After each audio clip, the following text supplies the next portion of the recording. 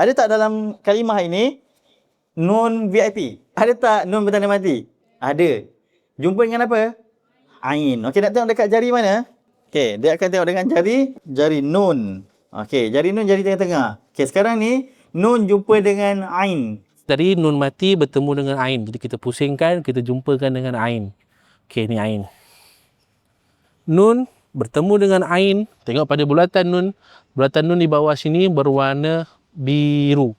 Jadi kita rujuk kepada jari, apa yang berwarna biru adalah izhar halqi. Maksudnya kita kena baca jelas tanpa dengung. Apa maksud izhar?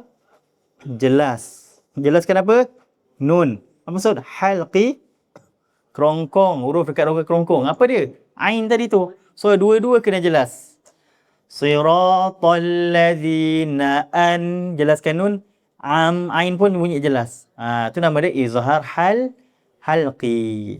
Saya daripada pagi tadi, bila saya belajar hukum tajwid tu, lagi clear. Jadi sebelum ni macam kita dah faham, tapi kita tak boleh nak perjelaskan. Tapi sekarang ni bila kita belajar dengan jari tajwid ni sendiri, dengan adanya bahan bantu mengajar tu, dia visualizekan untuk pembelajaran tu, pemahaman kita tu. And then sebab sebelum ni kalau kita belajar, memang just tulis je. Ustaz cakap, okay, this one hukum ni iqlab. Iqlab mim bertemu dengan ba, macam itulah kan.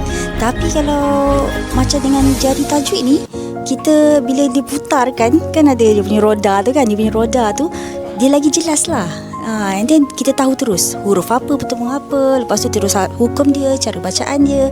Jadi kat situ dalam satu buku tu kita boleh dapat semua. Kad tu menarik lah. Sebab saya tak pernah tengok lagi macam tu. Kita tak perlu nak refer benda tempat lain tu, tak perlulah. Macam daripada satu buku tu saja, dia dah complete everything.